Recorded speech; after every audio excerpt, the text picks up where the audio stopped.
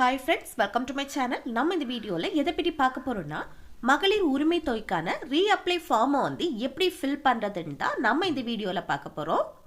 இந்த மகளிர் உரிமை திட்டம் விண்ணப்பிக்கிறது நேட்லேருந்து, அதாவது ஜூலை 15லேருந்து ஆரம்பமாயிருக்கு. ஒவ்வொரு இடத்துக்கும் இந்த முகாம் கொண்டு வந்திருக்காங்க. இந்த கலைஞர் மகளிர் உரிமை தொகை திட்டம் 3 மாதத்துக்கு நடைபெறும். ஒவ்வொரு இடத்துக்கும் இந்த நாளுன்னு சொல்லிட்டு கொடுத்துருப்பாங்க. இது யாருக்கெல்லாம் அப்ளை பண்ணலான்னா, ஃபர்ஸ்ட் அப்ளை பண்ணி மகளிர் உரிமை தொகை உங்களுக்கு மாதந்தோறும் 1000 ரூபாய் வரலைன்னா இந்த திட்டத்துக்கு நீங்கள் விண்ணப்பிக்கலாம். அப்புறம் உங்களுக்கு 21 வயசு நிரம்பி இருக்கணும். அடுத்து வேற பென்ஷன் எதுவும் நீங்கள் வாங்காமல் இருந்தீங்கன்னா இந்த திட்டத்துக்கு நீங்கள் அப்ளை பண்ணலாம். அப்புறம் யாருக்கு பேரில் நீங்கள் அப்ளை பண்ணுறீங்களோ அவங்க கவர்மெண்ட் வேலை பார்க்கக்கூடாது. அப்புறம் ரிட்டையர்ட் ஆனவங்களாகவும் இருக்கக்கூடாது. அவங்கள தவிர்த்து அந்த ஸ்மார்ட் கார்டில் உள்ள உறுப்பினர்களில் யாராவது ஊனமுற்றோராகவோ இல்லை விதவையாகவோ இல்லை 50 வயசாகியும் மேரேஜ் ஆகாமல் இருக்கும் பெண்களின் பெயர்களை வைத்து கூட இந்த திட்டத்துக்கு அப்ளை பண்ணலாம். அப்புறம் என்னன்னா, நீங்கள் போகும்போது smart card, Aadhaar card, bank passbook, current bill கொண்டு போங்க. இந்த கரண்ட் பில் இப்போ நீங்கள் வாடகை வீட்டில் இருக்கீங்கன்னா அந்த வீட்டில் உள்ள கரண்ட் பில் ரசீது கொண்டு போனால் போதும்.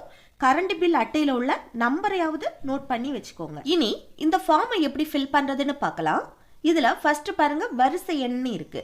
இது ஆட்டோமேட்டிக்காகவே அதில் ஃபில் பண்ணி வச்சுருப்பாங்க, ஒரு நம்பர் கொடுத்து வச்சுருப்பாங்க. அதுக்கப்புறம் பதிவு எண், இதுவும் நம்ம ஃபில் பண்ண வேண்டாம், இது அங்கேயே பார்த்துருவாங்க. அடுத்து குடும்ப அட்டை எண், இந்த ஸ்மார்ட் கார்டில் இருக்கும்ல நம்பர், அதை இதில் என்டர் பண்ணுங்க. அடுத்து மனுதாரர் பெயர், யாருக்கு பேரில் அப்ளை பண்ணுறீங்களோ அவங்களுடைய நேம் இதில் எழுதணும். அடுத்து முகவரி, உங்கள் அட்ரஸை இல்லை ஃபில் பண்ணிக்கோங்க. அதுக்கப்புறம் தொலைபேசி எண், இதில் உங்கள் மொபைல் நம்பரை என்டர் பண்ணிக்கோங்க. அதுக்கப்புறம் பாலினம், நீங்கள் ஆணா பெண்ணா இல்லை 3ஆம் பாலினம், இப்படி ஏதோ அதை நீங்கள் செலக்ட் பண்ணிக்கோங்க. அடுத்து நெக்ஸ்ட் பாருங்க, இணைப்பில் உள்ள சேவை பட்டியலிலிருந்து தங்களது கோரிக்கையினை குறிப்பிடவும் அப்படின்னு சொல்லிட்டு இதில் எழுதியிருக்கு. இதில் என்னன்னா, இந்த ஃபார்ம் கூட ஒரு 43 சேவைகள் கொண்ட ஒரு நோட்டீஸ் கொடுத்துருப்பாங்க. அதில் என்ன சேவை உங்களுக்கு வேணுமோ அதை நோட் பண்ணி இந்த காலத்தில் என்டர் பண்ணுங்க. அடுத்து பாருங்க, தங்களது கோரிக்கை சேவை பட்டியலில் இல்லையெனில் கோரிக்கையினை சுருக்கமாக குறிப்பிடவும் அப்படின்னு சொல்லியிருக்காங்க. இது என்னன்னா, இப்போ உங்களோட கோரிக்கை இந்த 43 சேவைகள் கொண்ட அந்த நோட்டீஸில் இல்லைன்னு சொன்னால் உங்களோட சேவை என்னவோ அதை இதில் சுருக்கமாக எழுதுங்க.